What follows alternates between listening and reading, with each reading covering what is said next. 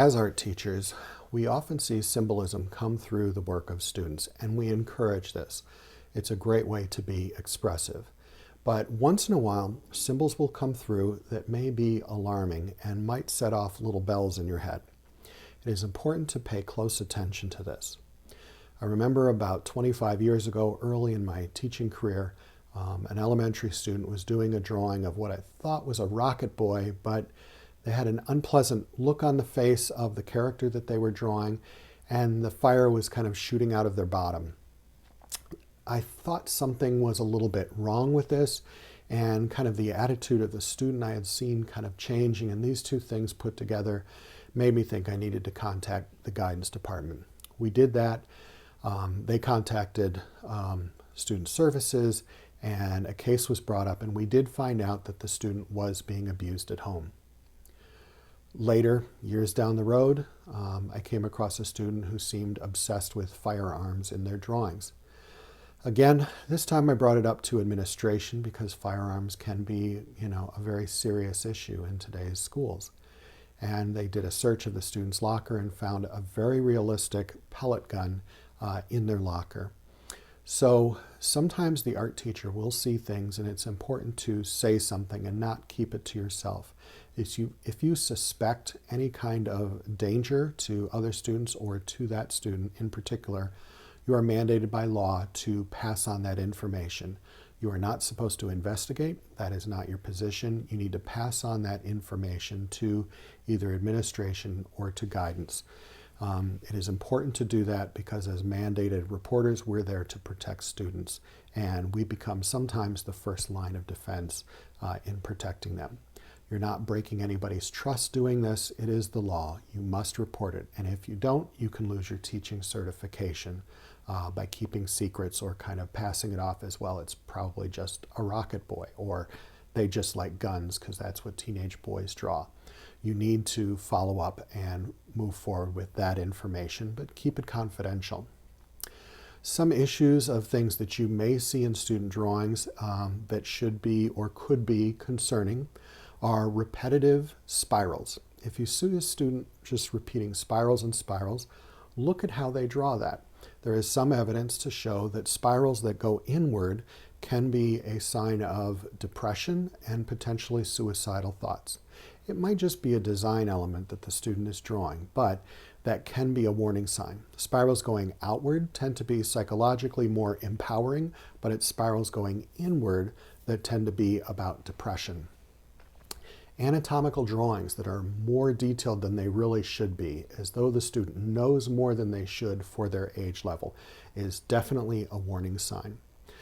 Sometimes drawings that are overly accentuating the private areas of the body can be another kind of alarm. Again, knowing a little bit more than they should. Or the omission of eyes, mouth, hands, and arms can be a sign of something.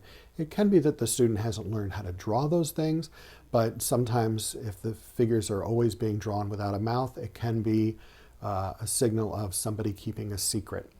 Again, it might be nothing, but it's important to report it and let the authorities, people who are in the know, check these things out and research a little bit further.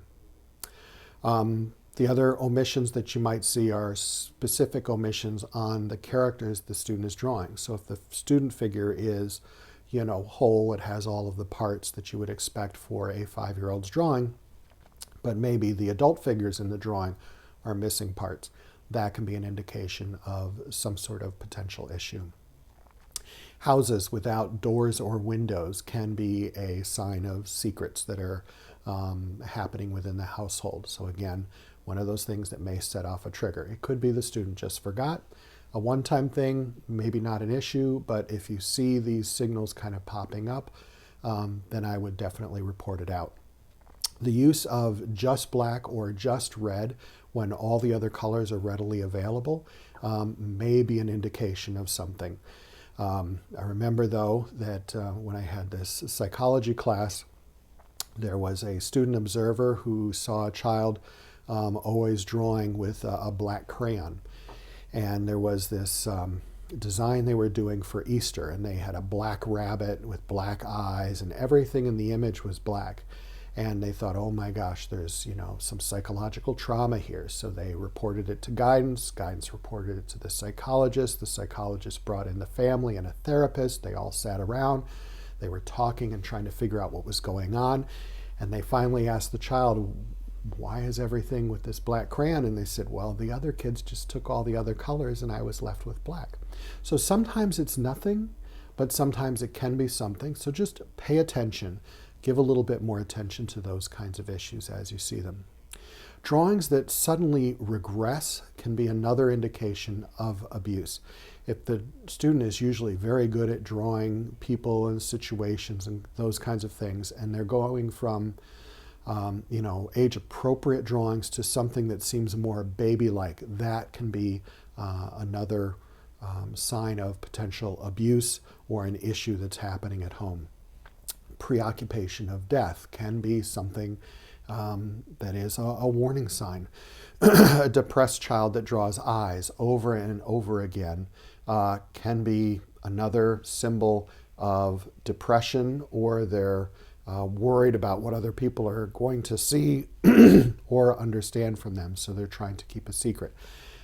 The caveat to that is that there is this thing that's kind of well known among teenage girls, that they will often draw eyes over and over again. That's very common for young preteen girls, and has something to do with body image and how they feel that other people are perceiving them. So that isn't necessarily a bad thing. It's kind of a normal thing that we see pop in with that tween population.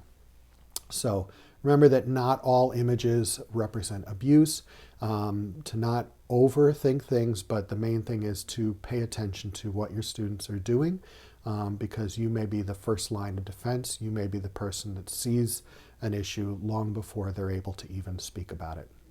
If you've found this helpful, please consider subscribing to my channel and checking out more videos on this playlist. Thank you.